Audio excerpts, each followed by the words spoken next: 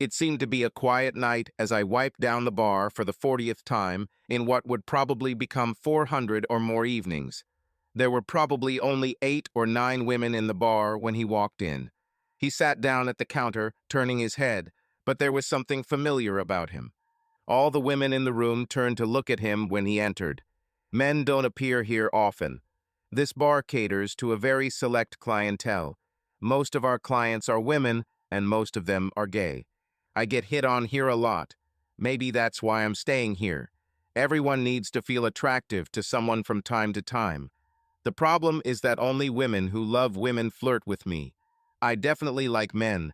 I'm not interested in women at all. I'm not just not curious, I'm basically not interested in women. All the women who hit on me always tell me that I won't know if I like it or not until I try.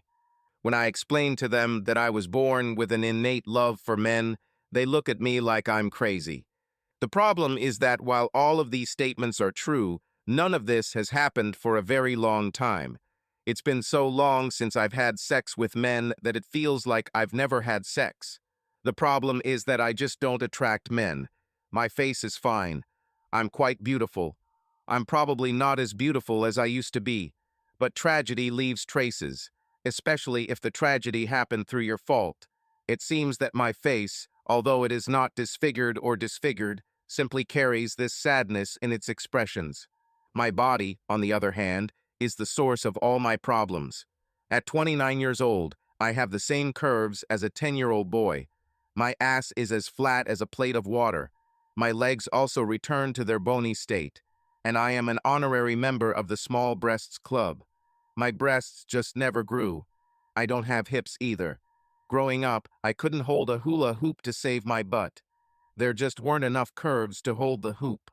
A couple of minutes later, I see this guy raise his hand and wave to 2 girls at a table in the far corner. They get up laughing and go to the bar to pick it up. I'm wondering what the hell is going on here. I've seen these women here several times. Hell, we literally had to pull them away from each other a couple of times when they got too excited. They just don't seem like the type to walk both sides. I have seen some female couples who sometimes bring a man for a change. And many couples bring a man to get one of them pregnant if they want a child and cannot afford conventional medical methods. But these two just didn't seem like the types to bring a man for anything. The tall one hugged his arm and pressed herself against him. She seemed a little drunk already. The shorter, plumper of the pair seemed more distant, but she also hugged his arm. They led him to their table, and I continued to watch out of pure curiosity.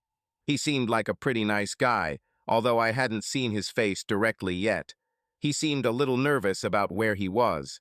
Perhaps it was because most of the women in the room were looking at him. Some did it on the sly, while others just openly stared at him. If he was expecting a warm welcome, he was clearly in the wrong place.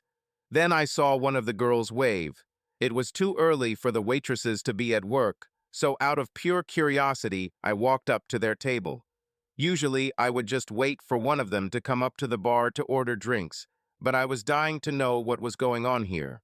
Did this guy know that he had zero chance of picking up one of these two? Maybe he was related to one of them. Maybe he was trying to say, I love you and will accept your lifestyle to keep you in my life. In any case, as I said, I was dying of curiosity. Besides, it was a quiet night, and I needed something to occupy my mind to keep me awake. I walked towards their table, as far as possible for a woman with an almost non-existent ass. He then turned, and his soft brown eyes bore into mine as he began to speak. Suddenly, I felt as if I was falling into a long, dark tunnel with no hope of rescue or escape. The past 2 years melted away as if they had never happened, and all the pain returned as if no time had passed. All those months spent in therapy were in vain. It was as if I had been wounded, and the wound had not been stitched up. I just put a plaster over the huge wound, and it was covered with the thinnest crust. When I met him, it was like I tore off this band-aid and completely tore off the scab. The huge, still bleeding wound was exposed again and hurt just as much. I don't remember what he ordered, but I knew what to bring him. He recognized me at that moment, and his discomfort with being in this bar tripled. His face didn't change except for a tiny drop in the corners of his mouth. His eyes barely changed either, other than a slightly harder expression. A normal observer would probably have missed these tiny changes, but to me they were as obvious as the fact that he simply didn't belong here. I turned and walked back to the bar, so excited by the sight of him that I forgot to ask if the two women wanted anything. As I searched the bar's huge refrigerator for his favorite beer, I felt my heart begin to flutter. At first I prayed for sanity because I realized none of this mattered. Years of therapy, long periods of loneliness, nothing matters. It seemed that meeting him after so long gave me a chance to correct the mistakes of the past and make my life what it should have been. It was as if I had been exiled from life for 2 years, and now, after serving my time in purgatory, I was summoned back to life. Fate has given me another chance, I thought, as I grabbed the coldest bottle of Dos Equis amber I could find. This was no coincidence. The forces of the universe came together to give me another chance. Of all the bars in the world, he had to go into mine. As I looked across the slowly filling room, I realized that this might be my only chance to talk to him. Fortune favors the brave, so I decided to take a risk. After all, what do I have to lose? I returned to his table with a beer in my hand, and as I passed it to him, I whispered, "Rick, you're wasting your time. You won't get any of these women. They are gay, but I, on the other hand, will give you whatever you want." I returned to my seat at the bar before he could respond. I felt his eyes boring into my back as I walked back to the bar. I wondered what would happen next. Out of the corner of my eye, I watched him watching me. And while I was doing this, I was thinking about the events of the past that led us here. I grew up in a small town, a happy and normal girl, until puberty hit. It seemed to overtake everyone around me except me. While all the other girls were developing, I just kept growing upward like a beanstalk. Even in terms of growth, I was deprived. I only grew to 5 feet 5 inches. This was the average height for women of my time. Throughout school, while others were experimenting, I just kept doing what I had always done. I wasn't interested in illegal substances or sex. This may be due to the fact that my parents instilled in me from a very young age that illegal substances were bad. As for sex, I just had no interest. At 16, I was still more interested in collecting Barbie dolls than boys. 4 years later, in college, at the very late age of 20, my hormones finally kicked in with a vengeance. I started putting on makeup and trying to look better. It was not difficult because, as I said, I am relatively beautiful and also slim. But somehow it took me almost a year to experience sex for the first time. I was 21 years old and becoming a future pincushion. The problem was that there weren't many guys who wanted to use the pad. I went to parties and sometimes found drunk guys who would give me what I wanted. But I immediately noticed that, despite all the talk about how wonderful sex was, for me it wasn't. At the same time, I met new people by going to parties. One of the people I met was someone I already knew. The Ian's family lived in our town, just a mile from me. I knew him and his sisters and brothers since I could walk. It's funny that I never paid serious attention to him. He was the youngest of Ian's children. Surprisingly, we went to the same school and went to college around the same time, but we never spoke to each other. It was a tradition in their family to name the boys after their grandfather, who was one of the first settlers in our city. Charles Ans, or Charlie, and as he was called, was the first in everything in our city. He was the first settler. He ran the first business. He bought his first gun. He had the first farm. He built the first church and the first school. Charlie Ens was a legend among the Swedes who settled in our area. My Charlie, like most of the men in his family, was called by his middle name. Some people called them by their first and patronymic names to distinguish them from each other. His cousin's name was Charles Robert Ans, and he was called Charlie Rob. His name was Charles Richard in Roman III, so everyone called him Charles Richard, and his friends called him Charles Dickens. I just called him Rick, and from the first time I met him, I knew there was something special about him. I think I've come out of my desperation phase for sex that started in my 20s and was looking for something more. I knew a lot of guys. There were a few that I had secret sex with from time to time, but there was never a real relationship. Believe me, it's not because I didn't try. I went from subtle hints that I liked a guy to the point of directly saying after sex that if he were my boyfriend, he could have sex with me whenever he wanted. But I had no takers. On campus, where even some plus-size girls had boyfriends, no one wanted to be my boyfriend. Until Rick showed up. From the very beginning, I was attracted to him, and the feeling was mutual. Being with him was liberating. I didn't feel afraid. There were two things that could threaten a woman when she met a man. He could kill me, or he wanted to have sex with me. Looking into his eyes, I could tell that he would never hurt me, and I wanted to have sex with him no less than he wanted with me. He gave me back that sexual excitement that I thought was gone. The only thing that stopped us from moving on to sex was him. We met at a party. We sat on the couch for hours, just talking while people came and went. After an hour or two, I began to wonder when he would make his move. I had a certain reputation at those parties. When he finally made up his mind, I was both annoyed and puzzled, but intrigued. He asked me out on a date. This shocked me. He really wanted to spend time getting to know me. The next evening, we met and went to dinner. After dinner, we went for a walk along the lake. It was wonderful. I was sure that after this, he would want to have sex with me. He spent money and time on me. Damn, he had a point, in my opinion, but he was content to hold my hand. After a few dates, I became desperate. But at the same time, I didn't call anyone else. In fact, a couple of my regular friends called me, and I refused. When it finally happened, it was incredible. I came to his apartment to ask if we could go somewhere. He smiled and nodded. The problem was that neither of us had a car, and it was snowing outside. We decided to stay home and order pizza. We were watching a movie on cable that neither of us had ever seen before. It was a scary movie, and although I didn't like those kinds of movies, there was no place I wanted to be more. He held my hand during scary moments. After a while, I began to wish there were more of them. When it got cold and late, he pulled out a blanket, and we snuggled together on his couch. Then we made love. I just lost control. I wanted to give him everything I had. I wanted to try to make us one being. Suddenly, everything became clear. There was no need for words or anything. I knew then that I loved him.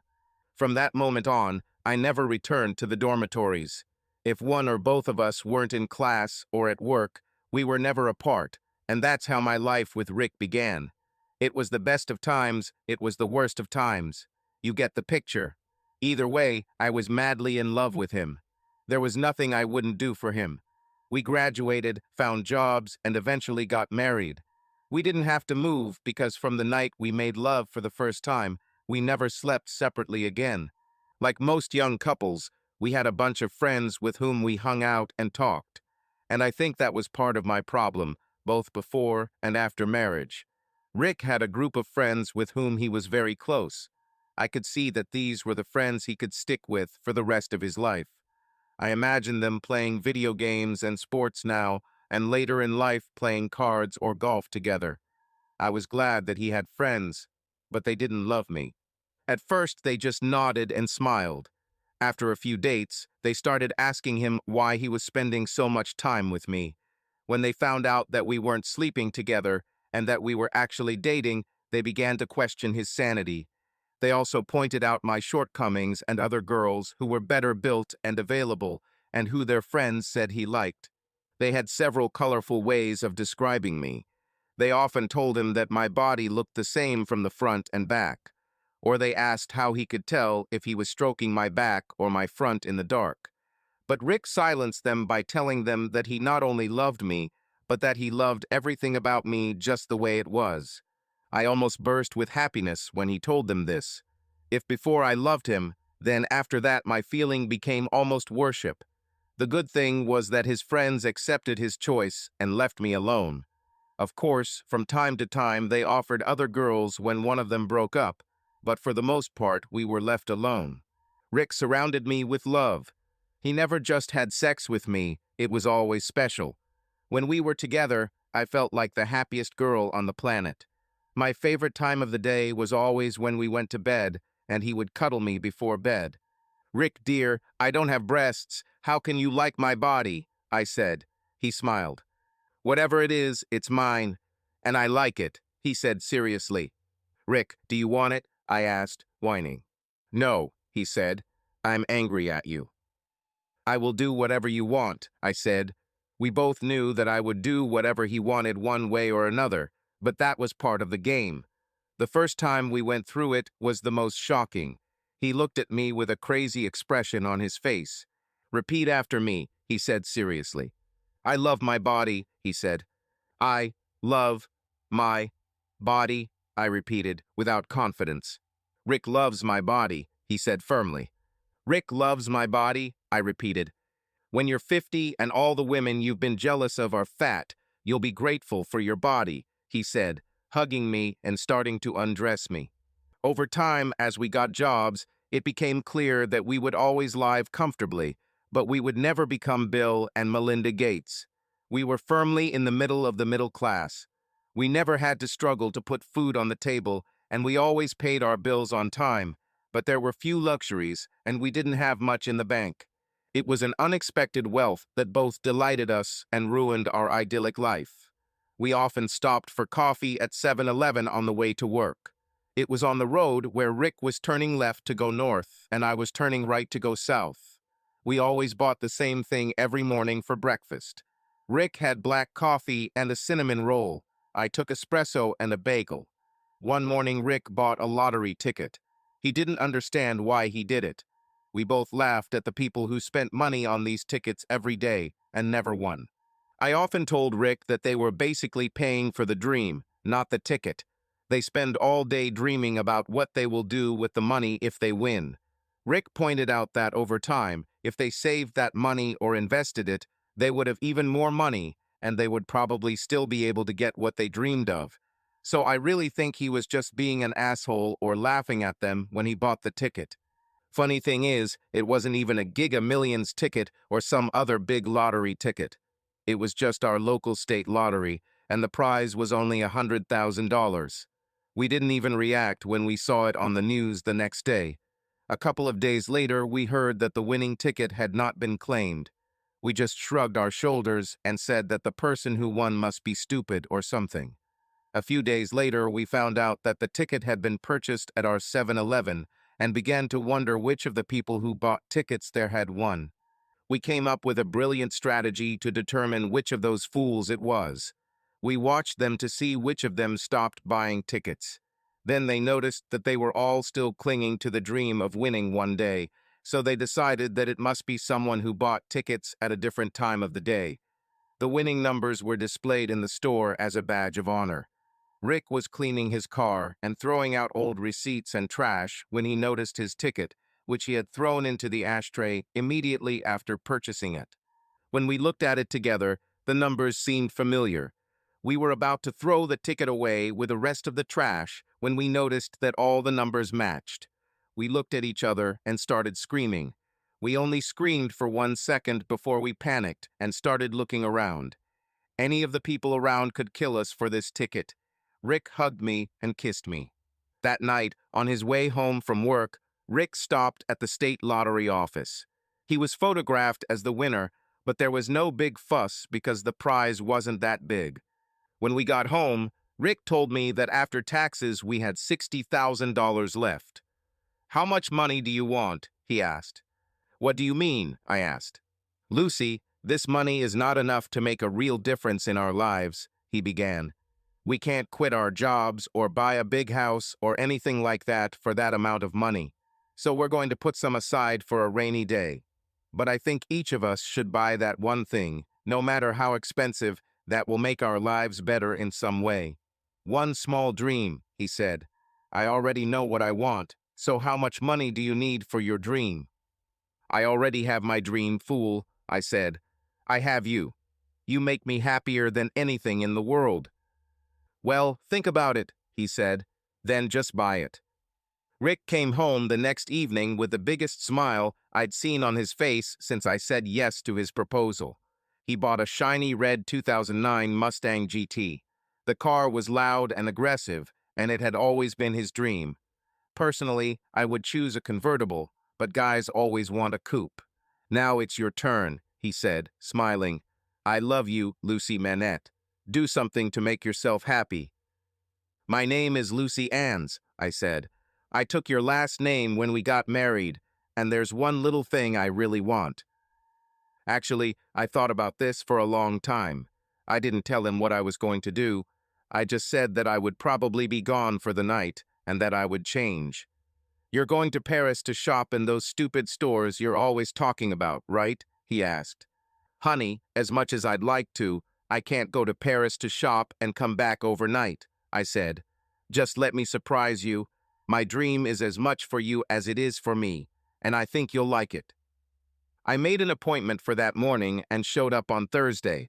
I returned home on Friday morning, and from the moment I got out of the taxi, I had to take painkillers. I told Rick he needed to take a taxi back and bring my car home, and then I went to bed. Are you drunk, Lucy? He asked. No, I smiled. I'm just in a lot of pain. I'm trying to wean myself off painkillers. The scars should disappear in a few weeks. What scars? He asked. Honey, just bring my car. We'll talk when you get back, I said. I put on a voluminous coat to hide my figure so he couldn't tell. When he came back, he was so worried that I had to tell him. Rick, sit down, honey, I said. He sat down where I told him to and looked at me. He was worried about me, and at the time I didn't think it was important. But now I understand that his concern was justified. While he was gone, I put on a loose robe, but to tell the truth, I was going to take it off as soon as possible. He looked at me strangely, and I think even before I took off my robe, he already knew. When the robe fell, he saw that I had enlarged my breasts, and I didn't just increase my cup size by one. I had real, almost stripper-sized DD breasts. When they were naked, his face went through many expressions. I expected him to say, wow or damn. But what he really said was, why? His face was a mask of worry. I realized then that I had greatly underestimated the depth of Rick's love for me. He was worried about everything. He wanted to know about the health risks. He wanted to know about possible foreign tissue rejection. He wanted to know about infections and complications, and whether the implants would irritate the muscles and tissues they touched. Will they freeze in winter? He asked me hundreds of questions and never really looked at them. His eyes never left mine. He then returned to his first question, which I never answered. He wanted to know why I did it.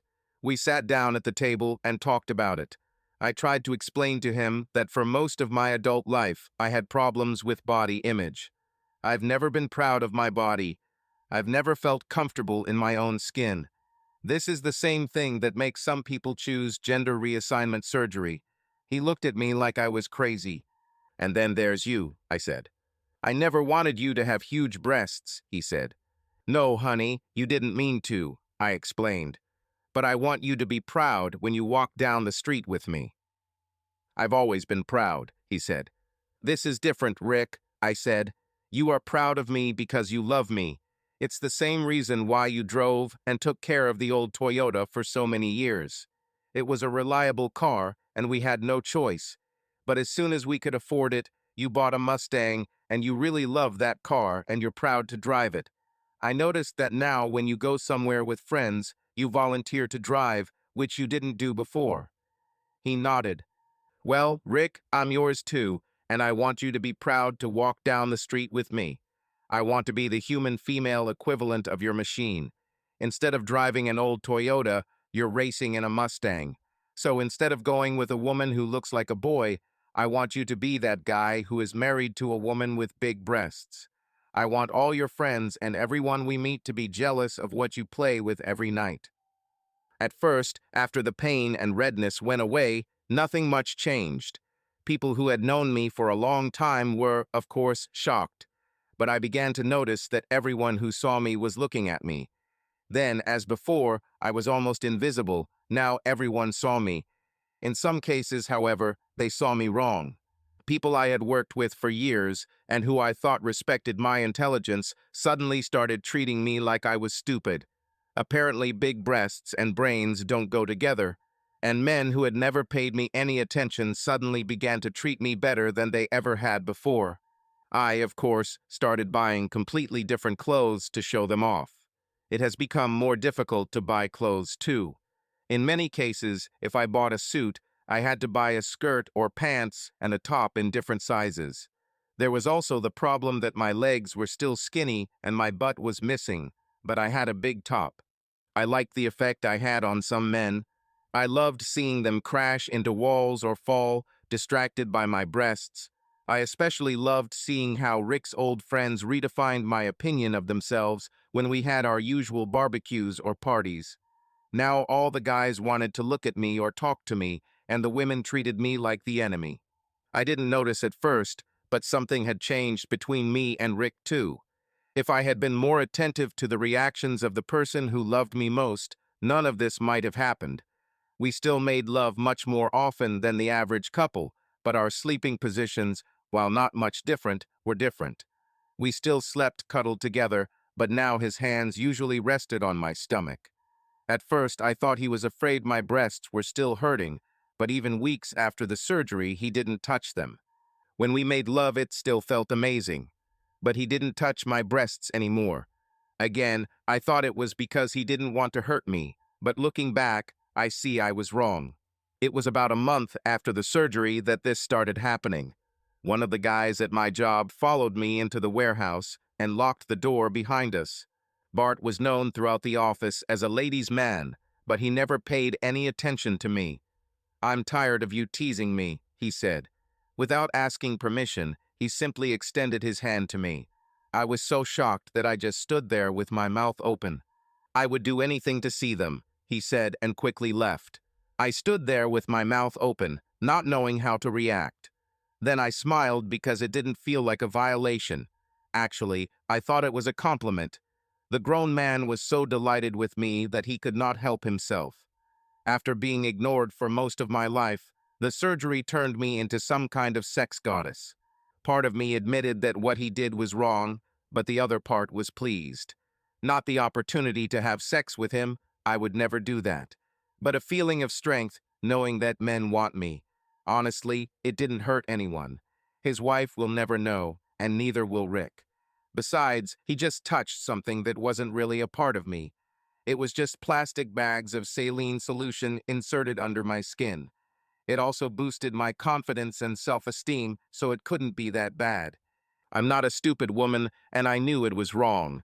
But this little gray area has proven to be a powerful balancing act for all those people who have ignored me or made mean remarks over the years.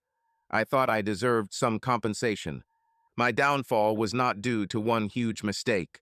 Bart was a master of this kind of thing. He brought me to this point through a series of small but increasingly significant steps. After the first time at the warehouse, he started inviting me to dinners with a group of his friends who were eating together. In all the years I worked there, I was never invited, not once. It made me feel special. The second step was that every time I walked into the warehouse or walked up the stairs, Bart was always there. His attention to me became more and more insistent. The first few times I objected a lot, but over time my objections became weaker and weaker, and as I said, this gave me a feeling of strength, and it did not harm Rick. But after a week or so we were caught. Another employee entered the warehouse and saw us. The new employee looked shocked at first, but the next time I went to get the staplers, he came over and promised that if I let him do what Bart did, he wouldn't tell anyone what he saw. I had to reluctantly agree. I needed my job, and besides, if I got fired, Rick would find out.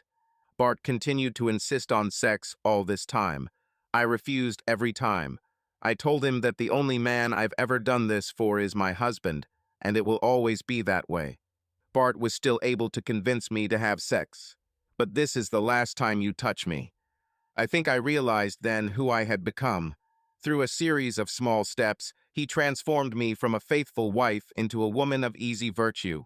I'm not stupid, and I realized that all the other men were his friends, and it was no coincidence that they caught us. I realized that if I had not woken up, in a few weeks I would have become their woman of the lungs. And Denia, they'd line me up after work, and I'd just be another woman with a bad reputation in the office. Our boss caught us. I hit Bart in the face. "Don't you dare talk to me anymore," I spat. "Do not come to me. Don't touch me. And don't come near me ever again." "You can be as angry as you want," he grinned. "I already had sex with you, and honestly, it wasn't that good. Apart from these huge breasts, you are nothing. I'll find someone better. There are always a lot of women of easy virtue. Who knows, maybe I'll tell your husband so he can find out who he's married to. And I'll tell your wife what kind of man she chose," I hissed. He simply nodded and walked away laughing. Over the next few days, I avoided going to the warehouse and did not have lunch with the group again. A few men tried to drop hints, but I just didn't talk to them anymore. I ate lunch alone at my desk and talked to Rick on the phone during lunch. I also became depressed because of what I had done. I didn't think my behavior had changed in those 2 to 3 months after the surgery, but thinking about all the things I had done, I realized that it had. That night at home, I received the first of 3 blows that would destroy me. I wanted to make it up to Rick without letting him know what I did. I thought intensely about my behavior in those few days after the last time with Bart and realized that I had seriously changed my relationship with the person I loved most. This isn't just a case of me letting Bart have sex with me. I wondered how stupid I was to let this happen when I had a man who loved me so much. I felt like a fool, and I was even more of a fool than I thought. Anyway, when I got home that night, I put on my sexiest lingerie and waited for Rick. When he arrived, I attacked him. "Guess what I want to do," I purred. "I can't guess," he smiled. "Rick," I said in a hoarse voice, "come here. I want to get pregnant right now." Suddenly, he stopped and sat down. He pulled away from me and looked at the floor. "Rick, what's wrong?" I asked. "I don't know," he said. "You tell me." "What do you mean, dear?" I asked. I was sure he heard something. I thought that perhaps Bart had followed through on his threat and told him, but it turned out that things were worse. He walked over to the dresser and took out a pack of my pills from my drawer. "10 weeks ago, right after surgery, you told me you were going to stop taking them so we could have this baby you're talking about," he said. "When did you take your last pill?" I didn't say a word. "That was yesterday," he continued. He took one of the pills out of the container and handed it to me. "You forgot to take today's." I know it was only in my imagination, but the pill was so hot it almost burned my hand. "But Rick," I started. "At first, when I noticed it 3 weeks ago, I thought maybe you just changed your mind and decided we should wait a little longer. As much as I wanted us to have a family, it's your body. I thought you would say this sooner or later. But this game you're playing is just hurtful, Lucy." He got dressed and left. I cried as soon as he left. I heard his car start and drive away. It felt like God had crawled into my chest and ripped out my heart. Then I realized what I had done. Without even planning, I put my marriage at risk. I also realized that I was a fool. Sex with Bart was nothing compared to what I got from Rick every night. Bart and the others treated me like an object. Even when Bart had sex with me, he only cared about his own pleasure. All these guys cared about was their own pleasure. None of them knew me. When they looked at me, they didn't see me. They only saw big breasts. Once they had access to them or my body, I ceased to matter. All my life I dreamed of someone loving me the way Rick did. I wanted us to have a family and a beautiful home. It was everything I wanted. When Rick asked me about having a baby 6 weeks ago, I was ecstatic. But I think on some level, I knew that Bart or someone else might have sex with me, and I wanted to make sure I didn't get pregnant. I also have to admit that perhaps on some level I expected or even wanted this. I know it sounds bad, but maybe at one point in my life, I wanted to have the same power over men that most women gain at a young age. But I didn't want to sacrifice my marriage and my happiness for this passing hobby. It wasn't even a hobby. There were no emotions on both sides. It was only sex. I know it sounds stupid, even when I think about it. Just sex. I think about it like it meant nothing. It was even less than nothing. At least for me, it was less than nothing. I didn't care if I saw Bart again. But in reality, I made the most important decision of my life, because this insignificant little incident in the warehouse could destroy my marriage to the man I adored. At that time, Rick didn't know anything yet, I was sure of it. I needed to do something to make things right. When Rick got home, it was already dark, and I was watching TV. "I made your favorite dishes," I said as he closed the door. "I'll warm up some for you." "I ate at Burger King," he said quietly. I realized that something was still wrong. "Rick, can we talk?" I asked. He just sat down and looked at me. "I love you," I began. He rolled his eyes as if he didn't believe a word I said. This made me even more whiny, but I knew I had to hold on. "Rick, I guess I just wasn't sure about the baby at first, but—" He cut me off before I could finish the thought. "Lucy, you were the one who brought it up," he said. "I would never try to force you to do anything, and you know it. But don't worry about it. Never mind." He stood up and was about to leave the room. "What do you mean?" I asked. "What do you mean it doesn't matter anymore? Do you mean the misunderstanding is over?" He nodded and left. We didn't have sex that night. He barely touched me, and I needed that more than ever. I needed him for many reasons. First, after being used and abused by Bart, I needed to know that someone loved me. I needed to know that I was special for more than just my breasts. I also needed to know that our conflict was over and that he had forgiven me. But I also felt terribly guilty. There was also the problem that I really wanted to have a baby with him more than anything else. I was just trying to be careful, but I was never going to cheat again. My mom has been pestering me about grandchildren for months now. That was part of the reason I brought up the baby issue. I really wanted to see the little mix of Rick and I running around our house. So when we got into bed and he covered himself with the covers, trying to sleep, I looked at him strangely. "Are you tired or just playing hard to get?" I asked. He simply shrugged and closed his eyes. I wasn't going to leave him that easily. "Rick, you and I have something to do," I said, pulling the blanket off of him. He just looked at me and then walked towards the closet. He took a package out of his jacket pocket and began to open a new pack of pregnancy protection products. Fear gripped my heart. I began to wonder how much he actually knew. "I thought we were trying to have a baby," I said. "We can't get pregnant using this unless there's an accident." "We can't get pregnant while you're on the pill," he said sharply. "But I'm not sure now is the right time to have a family. Maybe we should." "Maybe we should do what?" I asked. I was furious now. He didn't say a word for several minutes. "Maybe we should just take a little time to figure out what each of us wants," he said. His implication was that we didn't want the same things and maybe we shouldn't be together. "Rick, don't you want to have a baby with me?" I asked directly. "6 weeks ago, this was what I wanted more than anything," he said. "But when I found the pills, I thought about a lot of things. Maybe we're not ready. Maybe we should." He trailed off. "One night without sex won't kill us," he said and turned around again. I was more wounded than I had ever been in my life. Rick and I used to do something sexual almost every night. It wasn't always full-on sex. I knew it wouldn't last long, but it still hurt me. I think what made it more noticeable was that even when we were mad at each other, we always ended the night hugging each other. It was our bodily message to each other that despite our anger, we still belonged to each other. Not that night. He moved as far away as he could, and every time I rolled toward him, he moved even further until he fell off the bed and then simply muttered, "To the bathroom." He got up from the floor and left the room. I thought he was going to the bathroom, but he never came back.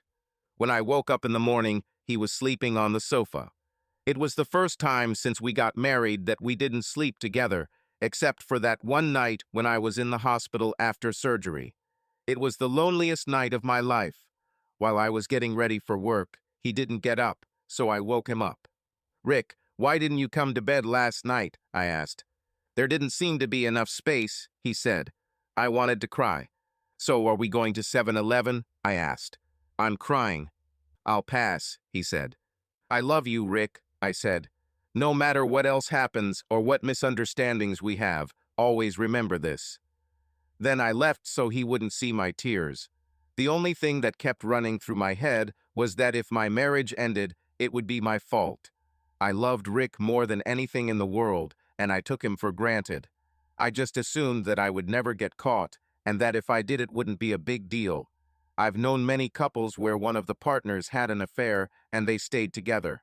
I realized during this trip that the problem is not staying together. My relationship with Rick has always been very strong. We never really fought. We had minor disagreements from time to time, but nothing like that. And he didn't even know what I did. My marriage was on the rocks because I was too stupid to hide my pills. No, that's not true. My marriage was in danger because I had to go out and show my new breasts to other men besides my husband. I was sure that we would have a difficult period, but we would get through it. I said it took 3 blows for my life to go downhill. When I arrived at work, I received a second blow. My boss called me into his office. I've never been in his office before. I've never been in trouble. My boss was the kindest, most down-to-earth person I've ever known. An example of this was that the day before, when he came in and saw Bart having sex with me, he quickly walked out and closed the door and never mentioned it again. When I entered his office, he was looking through some papers. "Close the door, Lucy," he said quietly. As soon as I closed the door, I had a feeling of fear. The only time his door was closed was either when the owners visited, or someone was fired or called to the carpet. He looked up from his papers and looked at me. I knew I had problems. "Lucy, yesterday," he began. "I was checking supplies on the second floor and found that the room was occupied." I nodded. "2 people who were married to others were using the room to have sex," he continued. I nodded. My first thought was that I was embarrassed. Then I got angry because both of you should have known better. I was thinking about firing both and putting it on your permanent records so future employers can see it if they ask for your work records or call to inquire about your time with us. Your spouse will also see this information if they try to find out why you were fired. I was in shock. My worst fears were starting to come true. Then I thought about it more and decided to live and let live. "After all, you are both adults, right?" I nodded. "Bart didn't force you into the room, right?" he asked. I shook my head. "I need you to say this," he pointed to the small tape recorder. "Why are you recording this?" I asked. "In case you decide to sue us for sexual harassment against Bart later," he said. "I'm thinking about not firing you." "It would be nice not to fire me," I smiled. Then I did something I would never have done before. I leaned forward to make my breasts more visible. I was sure he could see almost everything. "That brings me to the decision-making process," he said. "What do you have in mind?" I asked. "Well, Bart is a great salesman," he said. "I need his numbers to keep our sales up. That's why I'm not firing him." "Why should I not fire you?" I was shocked. "I'm just a clerk. Clerk's pennies per dozen. I might be inclined to leave you if you give me what Bart got," he said. "Mr. Stevens, I'm sorry, but I will never do this again," I said. "Yesterday was the first time I did this, and it will be the last. So if you need to fire me, go ahead." "That's not what I heard," he said sharply. "I heard that half of my male employees were playing with your body." I noticed that the tape recorder was turned off. "It's true," I said, "but Bart was the only one with whom it went this far. After yesterday, I realized that I was losing control, so I decided to stop. I should never have started. I love my husband, Mr. Stevens. I will never do anything to hurt him. I just never thought about it until yesterday." "So you quit before I got my chance. This is unfair," he complained. "I didn't want to have sex with you. Who knows what you have down there? Bart has slept with so many women that I don't want to have sex with you. I just wanted my chance at those breasts. I think I'll make a decision later." "So this is what Jesus would do?" I asked. "Oh yes," he said quickly. "Jesus, being a man on earth, would also want these breasts." Again, I noticed that he didn't want to have sex with me. He thought that I was some kind of sick woman of easy virtue. He just wanted to play with my breasts. My husband was the only man who was not charmed by them. It was ironic. The person who paid for them, the person I made them for, the person who owned them was the only one who didn't want them. As I slowly walked back to my desk, I was confused. On the one hand, I was proud of myself for turning him down. I defended my principles. On the other hand, if I got fired, Rick would find out and I might lose him. If we add our drama with a child to the mix, my marriage could be over. I wondered what exactly he knew.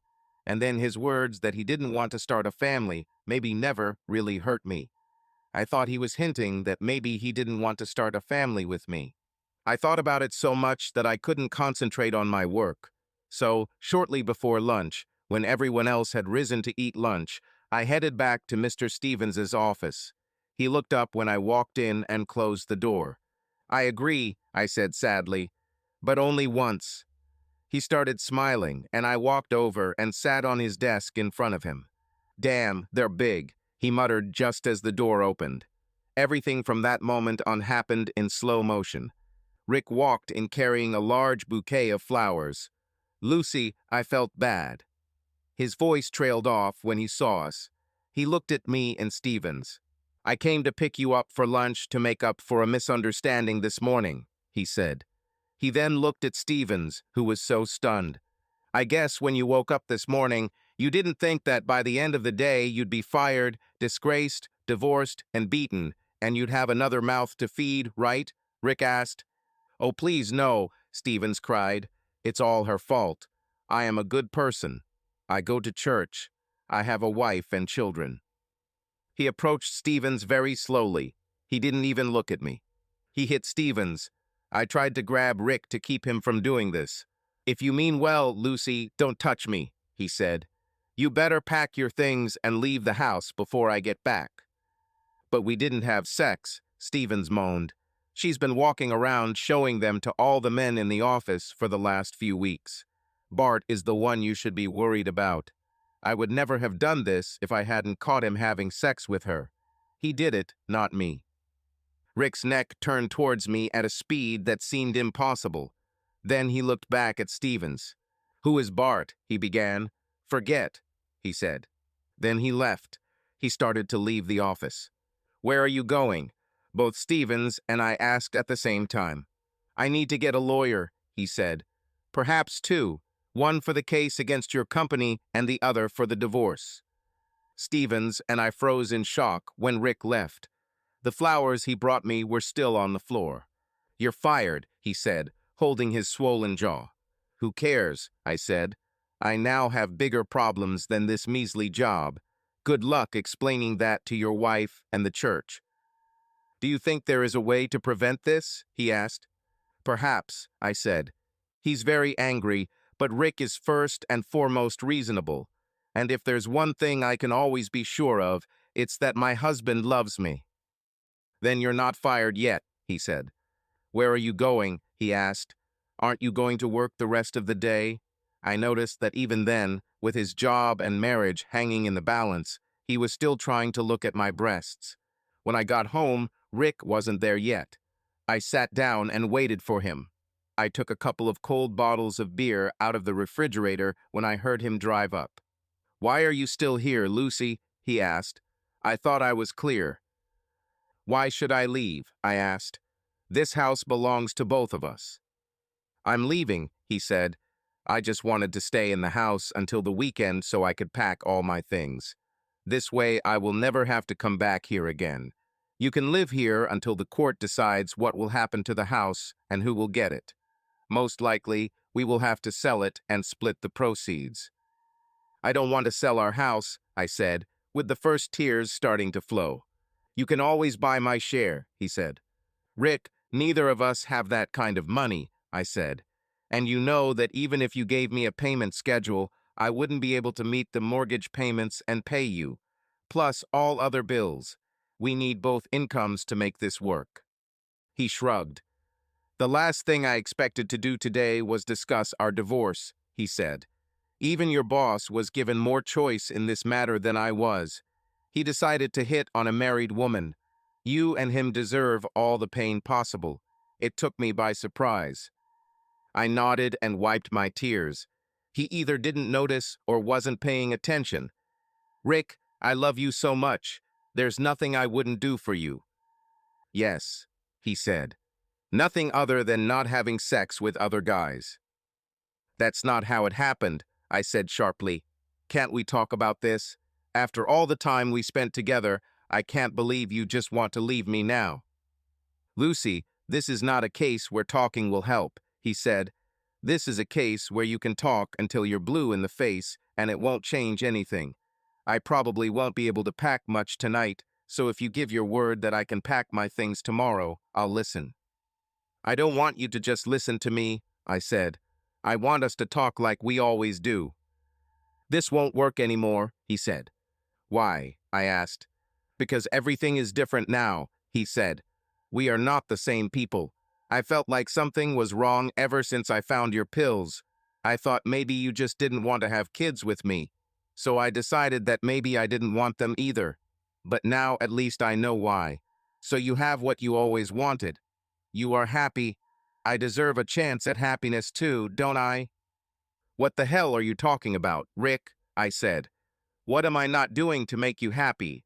What do you need that you can't get from me? This is what I just realized I need, he said. I don't care, I said. I'll give you everything I can. What is this? Divorce, he said. Rick, look me in the eyes and tell me you don't love me anymore, I said. I can't, he said. That's why it's so difficult. I will probably love you forever, but we can't be together anymore. Rick, you have always been the most careful driver I know. You obey all speed limits, signs, and even the stupidest traffic rules. You've only had your Mustang for 3 months, and you've been stopped for speeding 4 times and received 2 tickets. Our insurance premiums have gone up 50% since you bought that car, I said. I had to get used to it, he said sheepishly. It's a different feeling knowing that I can pass most of the cars I'm next to. And sometimes I have to defend the brand from competitors. You know, Challengers, Chargers, Impalas, and those pesky Camaros. Rick, no one paid me any attention most of my life, I said. The only person who paid attention was you. But suddenly every man I met was interested in me. And now they can all be yours, he said. We will have papers signed next week, and we will never speak to each other again. You can find all the men you want. Rick, listen to me, I said. They are not interested in me. It took me a while to understand, but they don't really care about me. They are only interested in these breasts. They drive men crazy. I guess just as it took you a while to get used to your Mustang, I needed time to test drive those breasts. I wasn't worried about your fines, so.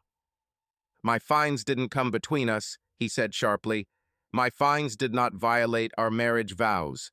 I don't remember promising to love, honor, obey, and keep the speed below 55 miles per hour. Lucy, you were the person I loved more than anything in the world.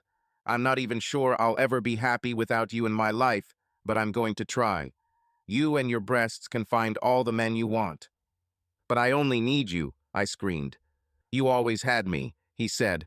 Before you betrayed me. Lucy, I loved you more than anything in the world. I loved you just the way you were. Your breasts, or lack thereof, meant nothing to me. You were mine. You were the most precious thing I had. Nothing else mattered. Do you know how many times my friends tried to set me up with someone else? I never cheated on you. I never thought about it. I didn't even flirt with anyone. And look where it got me. Rick, can't you forgive me? I begged. I forgive you, Lucy, he said, and I saw that he spoke sincerely. I'll do anything to fix this, I swear, I said. No man will touch me again. You can let as many men touch you as you want, he said. We will not be together. But why? I whined. It's not fair. You said you forgave me. I forgive you, Lucy, he said. I think deep down I know that you didn't mean to hurt me. But I'm so angry now that I can barely contain myself. At the same time, I feel like my heart is in my throat, and I really don't want to lose what we had. Then don't lose it, Rick, I said. I swear to you that none of those guys meant anything to me. You are the only man I have ever loved. We can do this somehow. No, Lucy, we can't, he said. Can we at least do this as adults? Don't try to contest the divorce. and it will be better and less painful for both of us. I think we can sleep in the house together for one night since it's getting late, but tomorrow please go away and give me some time. I promise to get out as quickly as possible. Why can't I stay while you pack? I asked. Because I'm trying to forget you, Lucy, he snapped. It's hard enough as it is. If you stay here, it will only get worse. And if I burst into tears, it will only give you more reasons to laugh. What are you talking about? I screamed. I love you, Rick. I never made fun of you. You must have laughed when you were with other men, he said and left. He spent the evening packing everything he wanted. He was absolutely serious about the divorce. I saw him holding back tears as he looked at some of the things we had collected over the years, but he didn't cry. A couple of times when I walked into the room, he asked if I wanted something. He took a lot of our photos, but I noticed that he didn't want to take photos that included me. I guess you don't want photos with me, right? I asked.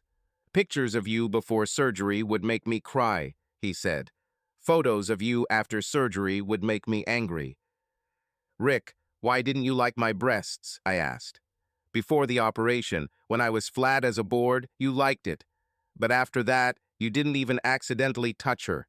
Do you have some kind of flat chest fetish? If so, I'd like you to tell me. I love her as much as the next guy, he said. But these things are not part of you, and I love you. I will always be. You never needed those things for me. I married you long before you did, and I wanted to have children and spend my life with you. You didn't do these things for me. You didn't need them for me. So you must have made them for your other men. Let them enjoy them. I know this isn't what we planned, and I am very sorry that this happened. But I really hope you can be happy. He then stood up and continued packing. A couple of hours later, I cooked dinner. He thanked me, but refused to even sit down and eat with me. A little later, I got ready for bed. I met him as he came out of the shower, completely naked from the waist down. I covered my chest because I didn't want to turn him away. Either he didn't notice it or he didn't care. Rick, why do you have to leave? I asked him. I do not want you to leave. I want us to fight for our marriage. Sorry, I promised you to be civilized, but to hell with that. You won't leave me without a fight. Lucy, you can't force a person to stay married to you, he said. All you'll do is make it harder for us to communicate. You'll try to drag out the divorce or try to rip me off. In the end, I will ruin your reputation and we will end up apart anyway. We'll just both be broke and hate each other. It's not worth it. Can we make love one last time? I asked. I don't think so, he said. I don't know who else you slept with or what they might have. But if you want, you can call one of your guys and go see them if you need to.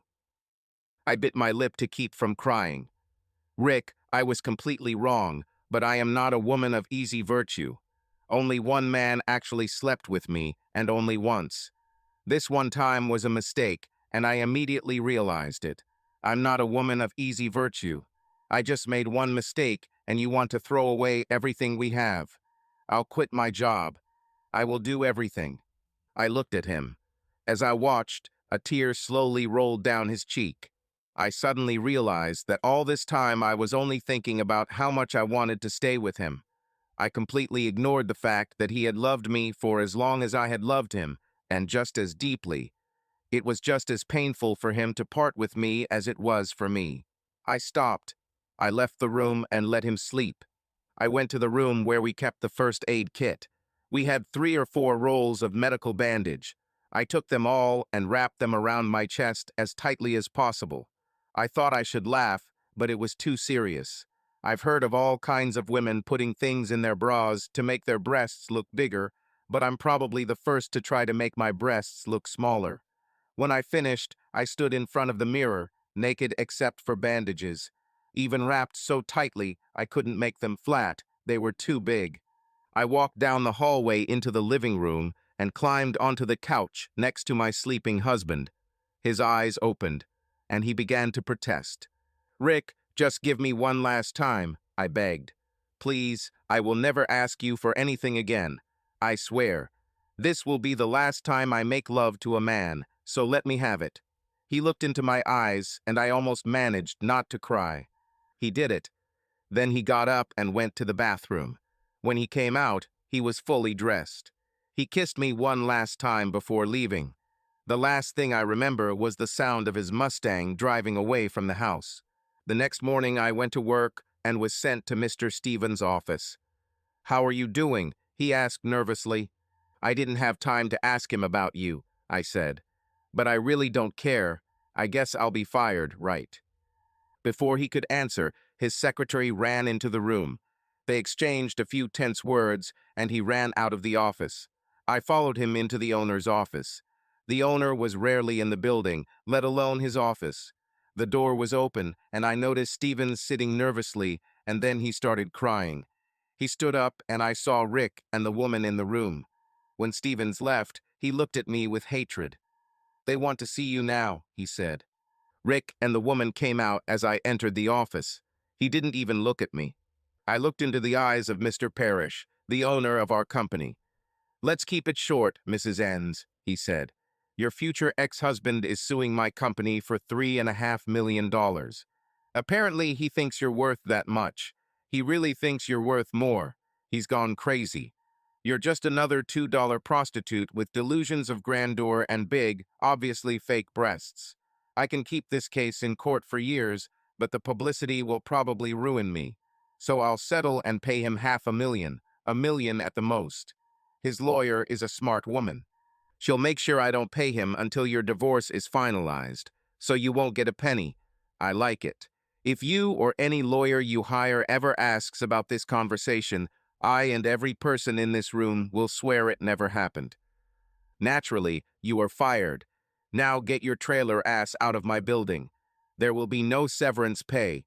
Your benefits are canceled immediately, and we will hold your last paycheck. If someone calls us for a reference or reference about your work, you will not be happy with what we say. I'm also going to consider suing you for damage to my company's reputation. I may not get much, but if I destroy you, it will be worth it." I left the office, and as I walked past the tables of people I had worked with for years, I noticed that most of them were laughing and pointing at me. Before I had breasts, these people were my friends. Now I have become a joke to them. I noticed Bart running into the office as I left. He looked at me angrily.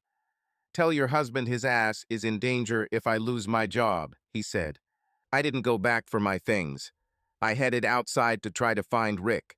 Apparently, Bart's meeting was even shorter than mine. 2 guards took him down the emergency elevator just as I was walking out the door. They threw him, cursing and screaming, to the ground. He saw something in the distance and stopped cursing at the guards, only to get up and run after what he saw. I looked in the direction he ran and realized that he was running after Rick. Rick suddenly stopped. He was waiting for Bart, and as soon as Bart got close to him, he hit him. Rick walked over and took something from Bart. Then he got into the car and drove away. 2 days later, one of the few friends who remained at her old job called me. She told me that Stephen's wife had come into the office the day before and demanded to know why he had been fired so suddenly after all his years of service to the company. She left the building in a rage and filed for divorce that same day. Bart's wife also filed for divorce. My friend told me that both women were visited by Rick. I was laughing. I thought both of those bastards deserved what they got. If they could control themselves, they would still be married. If I lose my marriage, everyone else should too. I made a list of all the other guys who played with me and started visiting their wives too. I wanted to help Rick in any way I could. A few days later, I was sitting in the kitchen in my depression. I hadn't told my parents yet and was hoping Rick would come home. The doorbell rang and I stood up to answer. A young woman stood at the door. She was chewing gum and looked bored. "How can I help?" I asked. "Are you Lucy Ants?" she asked. "Yes," I answered. "Oh, okay," she said. "Can I see your documents? I have an invitation for you. It's from Rick." I suddenly became very happy. My prayer was answered. Rick wants to invite me to something. Maybe he has changed his mind and wants to talk about saving our marriage. I showed her my driver's license. She handed me a stack of papers, and I immediately realized that they were divorce papers. "I thought you said it was an invitation," I snapped.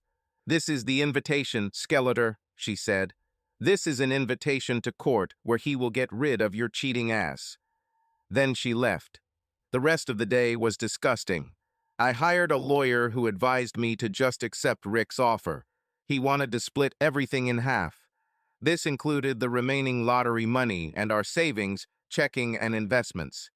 This was more than fair, considering that I was making a little more than half of what Rick was making. I also noticed that there was no mention of any money from the lawsuit, if there was any. I told my lawyer to reject the offer and push for reconciliation. Rick was very kind. He never attacked me. He never threatened to expose what I did. Even when my parents called him, he would simply tell them that they should talk to me. I offered a consultation. He refused, but sent me a card and a birthday present. This alone made me realize that I was being childish and selfish, so even though I loved him, I gave in and let the divorce go through. Things really got bad for me the day the divorce was finalized.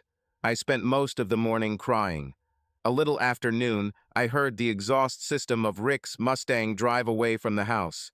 I still haven't moved out of the house, even though it was sold and Rick and I got our money. I went out onto the porch and picked up the envelope. It was a handwritten letter from Rick. He thanked me for the years we spent together and for all the love I gave him. He said he still loved me and was sorry we couldn't be together anymore. He asked me to remember that I needed to live my life and that our breakup was not only caused by what I did, but also by his inability to deal with it.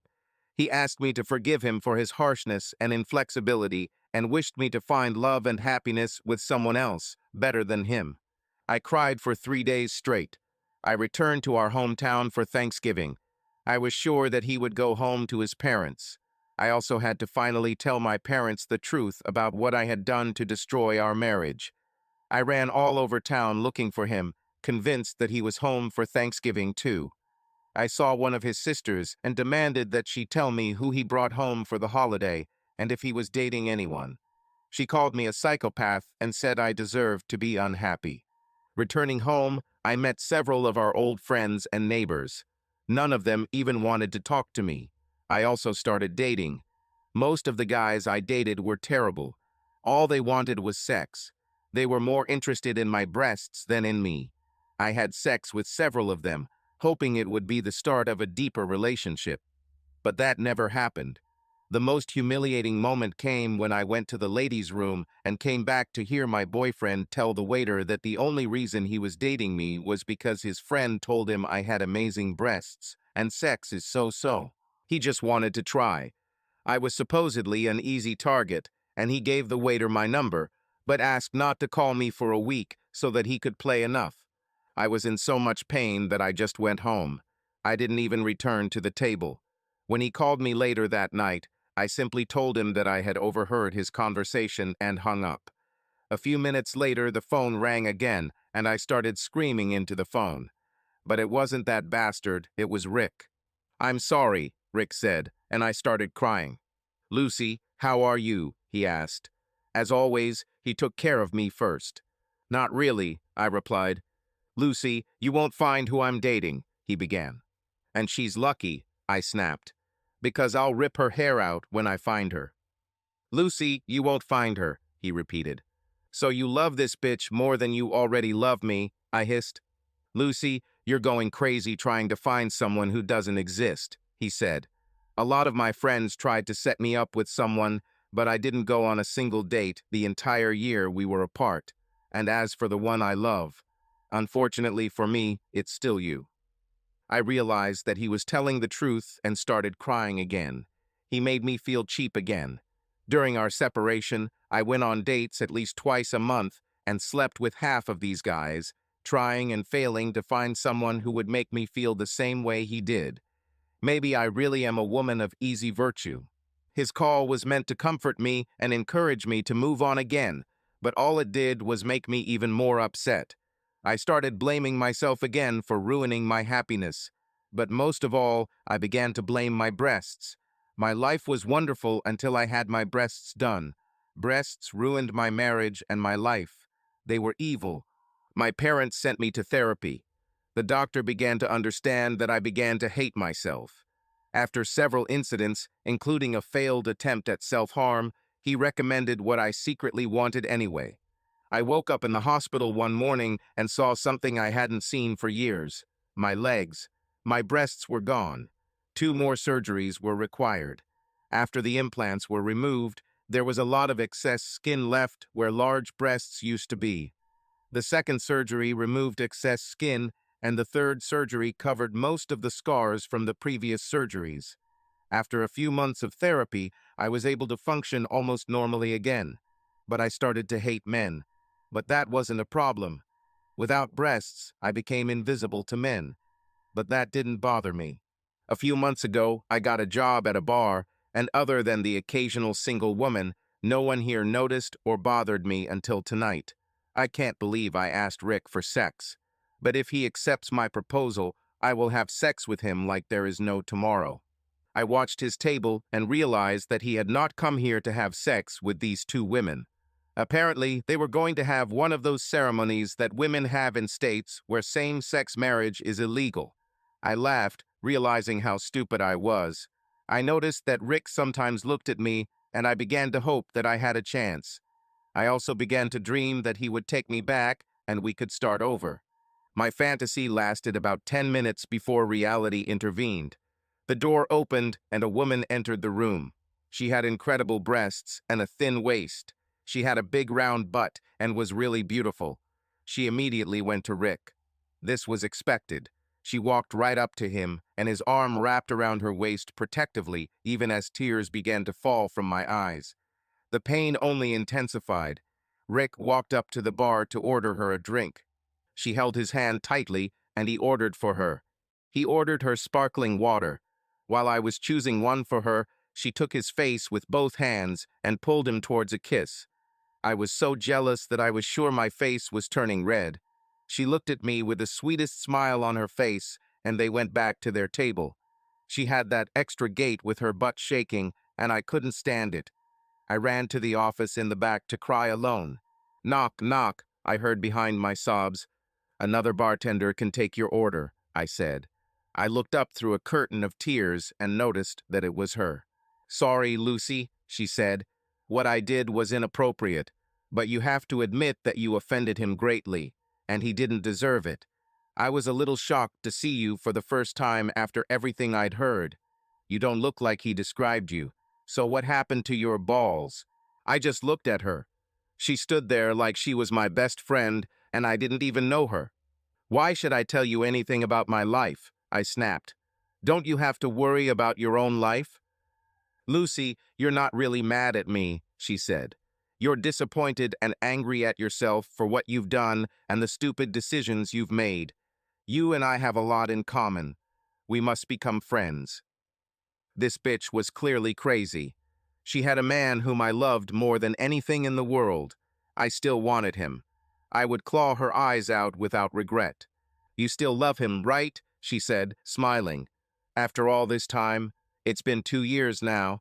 Talk about carrying the torch. So what happened to the balls? You first, I said. He is happy. She gently stroked her belly and then looked at me. I think he will soon be even happier. You, I asked, and she smiled and nodded. My heart sank again. Is he the father? No other man has ever touched me, she said sharply, as if I had insulted her. Her reaction made me jealous again. You have to forgive him for acting childish around you. He never really got over you. He compares every woman he meets to you. It's your turn, she said.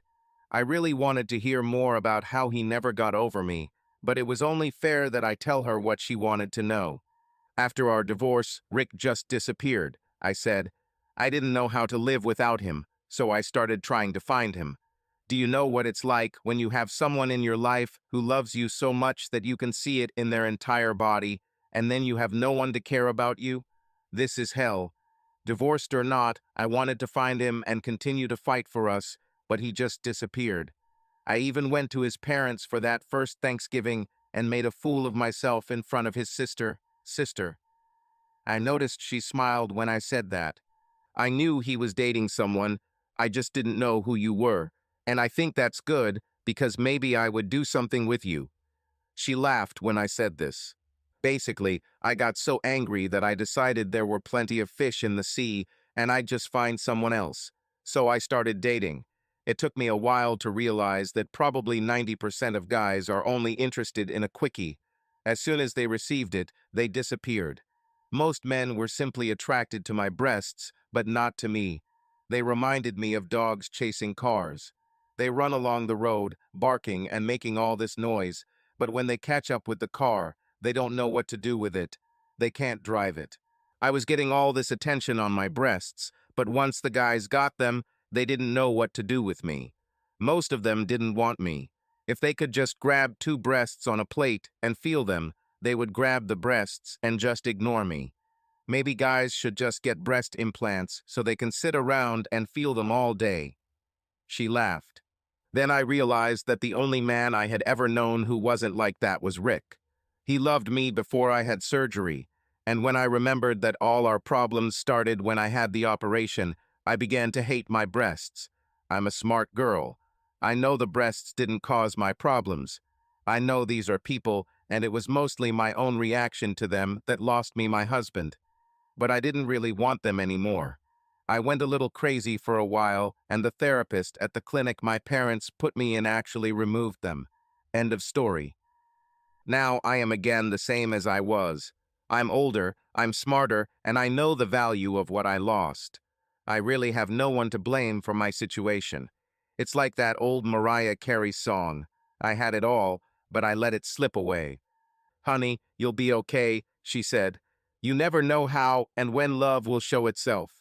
Sometimes the people we love are not the ones meant for us, and sometimes we just have to wait for the right person to come along. Sometimes when they come, we are too stupid to understand it. But there's someone for all of us. We just have to be willing to love and be loved.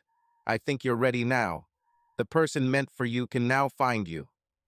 "You are dying?" I asked her. She looked at me with a crazy look. "Why do you ask?" she said.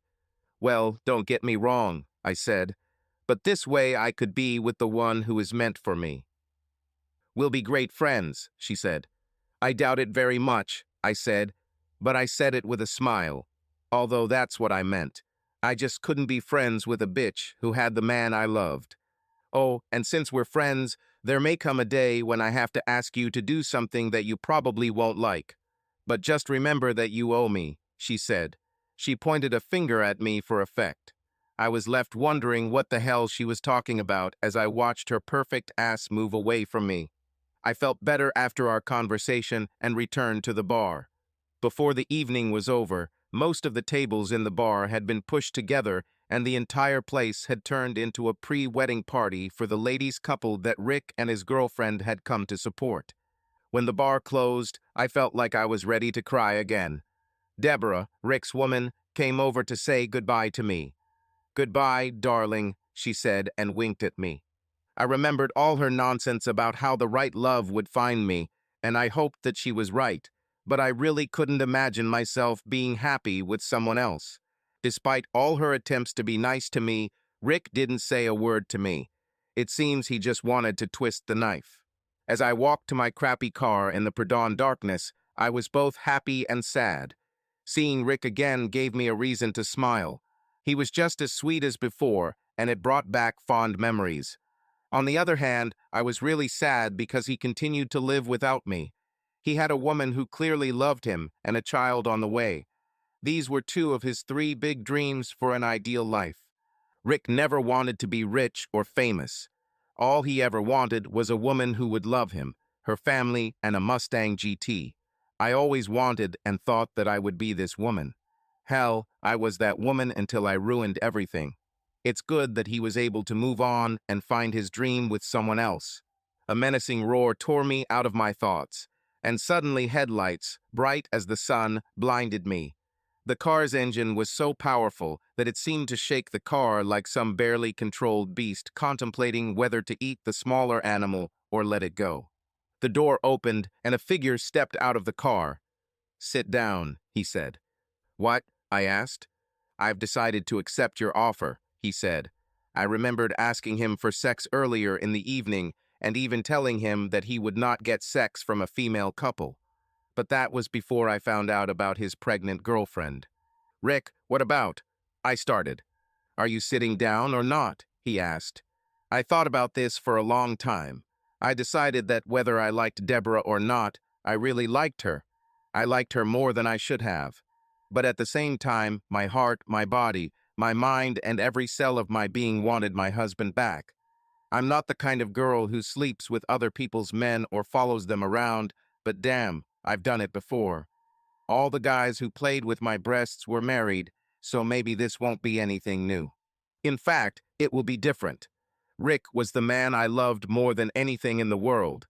I often told him that I would do anything for him. This decided my case. If I had a chance to be with him, even if it was just one night, I had to take it. I felt sorry for Deborah, but I couldn't say no. I was worried that Rick was cheating on her, but there may have been circumstances that I didn't know. Maybe he loved me and wanted me back, and this was our only chance to be together again. It would probably only be one night, but if you lost someone you love and fate gave you the chance to spend another night in their arms, how many of us would actually say no? "Yes," I said. I walked around the front of the car and got inside. The skin was so soft and comfortable that I felt like I was in heaven. "Rick, I don't have breasts anymore," I said, hoping he wouldn't be disappointed. "Oh, as if I didn't notice," he said. "Lucy, my favorite part of you has always been your eyes." "Rick, I have scars where they were removed," I began. I had to hold on to the door handle as Rick slammed on the brakes, grabbed the handbrake, and turned the steering wheel, causing the car to spin and come to an abrupt stop. "Lucy, if you don't want to do this, I can take you back," he said, looking at me. "No, please no," I said, and an evil smile curved his lips. "Rick, you can do whatever you want with me, whenever you want, wherever you want. All you have to do is call me. I just want to be a part of your life again in any way possible." He shook his head and started the engine again. He got onto the freeway and drove out of town. I wondered where we were going, but didn't ask because I didn't want him to stop and offer to take me back. We drove through the gate, and he waved to the guard. I looked around, and even in the dark, I saw that the houses were beautiful. The landscape around us was magnificent, and each house was unique. Unlike the suburbs near me where there were small twin houses, there were houses here. Each has been designed to showcase the taste and style of its owner. The garage door opened as we pulled up, although Rick kept his hands on the steering wheel and gear shift. The garage door closed behind us, and as we walked out of the garage, the lights came on, illuminating the beautiful deck with a small pool and spa. We entered the house, and I looked around. Rick took off his shoes just like he did when we were together. No matter what people say, it is the small gestures that make people dear to us. Watching Rick perform this familiar yet annoying move made me smile. I started to reach out to him. I felt like I couldn't hold back any longer. He turned and looked at me. "You just came from work," he said. "You are hungry?" I nodded. "It's too late to go and buy something," he frowned. "Whatever is in the fridge will work for me," I said. He immediately smiled. "But not pizza," I said. He nodded. I should have guessed. Pizza was all Rick ever wanted to eat. When we were together, I always bought him pizza for his birthday instead of a cake. "Okay," I frowned, as if I didn't want to eat it. Internally, I began to glow. Rick did it to me again. He was always so damn caring. He brought me a plate with a few pieces and my favorite drink. I was surprised he even remembered it. He sat next to me, and we ate without saying a word. He finished his pizza in 2 seconds, while I ate mine slowly. His presence made the pizza especially delicious. He stood up and came up behind me. It seemed like I was in heaven. "Are you ready to go to bed?" he asked. I simply nodded. He took me by the hand and led me up a long staircase. I liked what I could see in his room in the low light. He began to take off his clothes and, as usual, threw them everywhere. When we were together, we agreed that if he couldn't put it in the laundry basket, he would at least put it in one small place. "Rick," I started. He looked at me. "I have scars on my He shut me up by placing a finger on my lips. I got into bed, and it was wonderful. Rick, I started. You haven't been with anyone for over a year. We've been apart for 2 years, he said. Sorry, I don't want to remember the past. I just want to enjoy the present. Rick, I'm glad you care, I said. Can I tell you everything now? I felt his arms hugging me like before, and I thought it was heaven. I closed my eyes and told him everything that had happened since we broke up. I explained my reasons, including why I had the implants removed. Lucy, my time has not been spent on some journey of self-discovery or self-awareness like yours. I didn't check out a bunch of people to see if I could find someone else. I just lived day by day, he said. I thought maybe he didn't want to share his experience with me. It made me feel like I was just a toy for him. He hugged me even tighter to him, and I felt incredibly happy. He reached for the chest of drawers, and I thought that he would take out the means of protection against diseases, like last time. Rick, you don't need this. I swear I haven't been with anyone in over a year, I said. You won't catch anything from me. What about what you might catch from me? He asked. If you have something, I will accept it, I said. And yes, it sounded stupid even to me, but it was true. Lucy, what about the fact that you might get pregnant? He asked. You know I'm capable of this.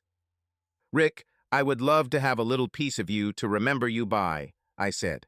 Lucy, what are you talking about? He asked. Why do you think I brought you here?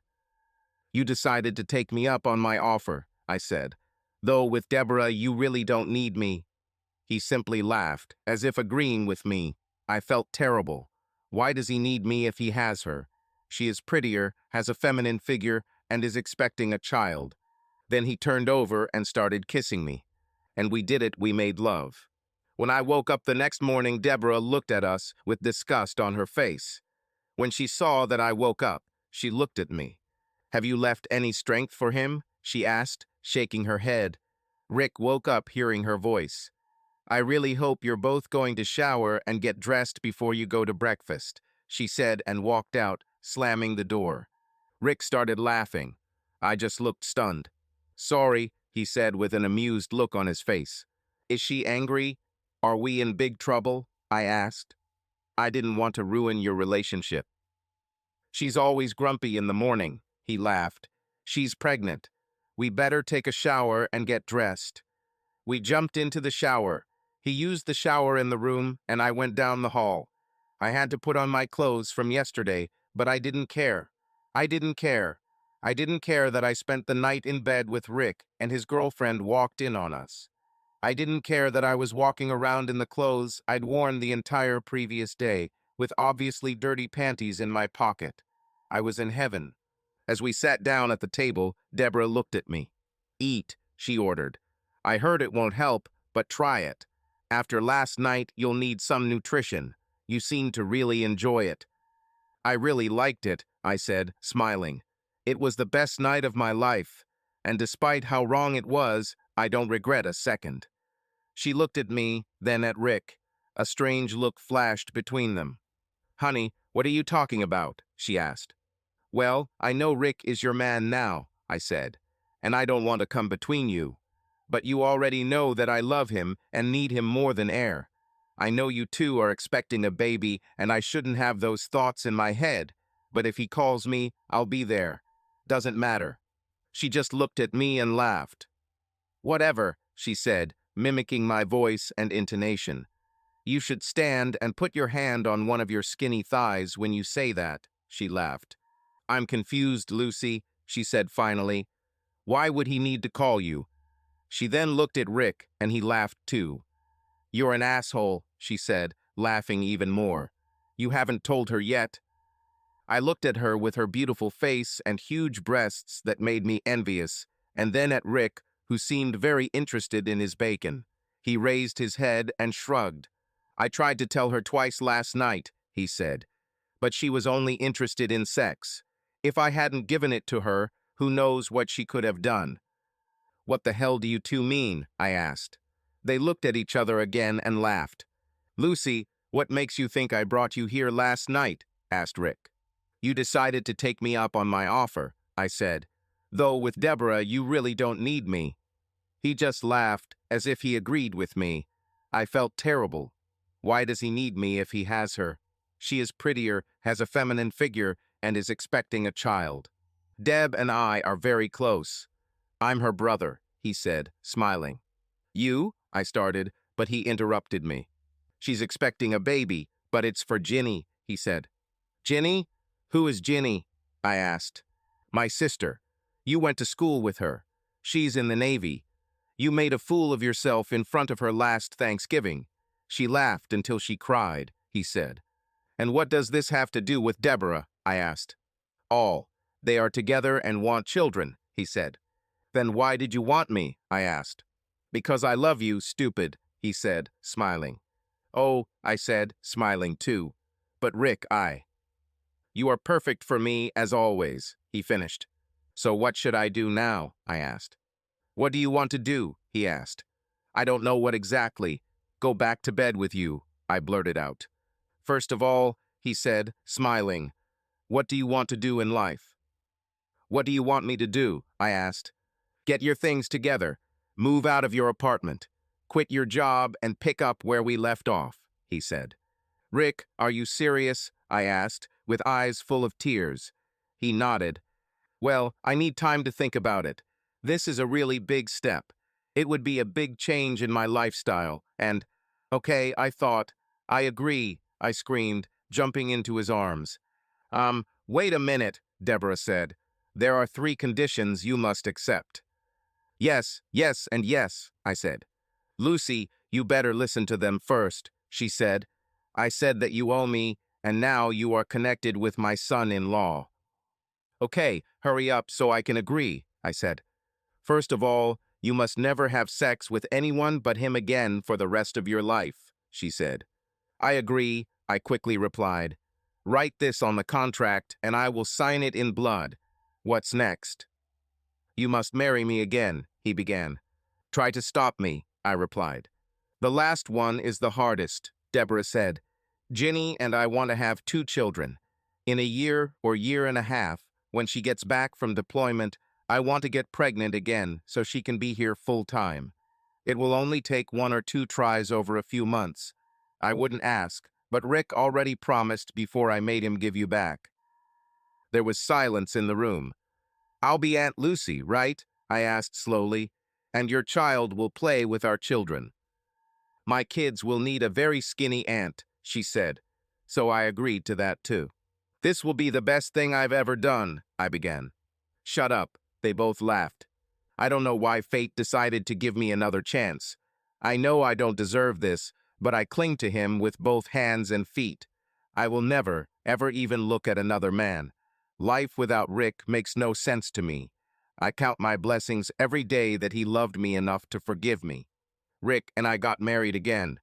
We have 2 children, and we see his 2 nephews often.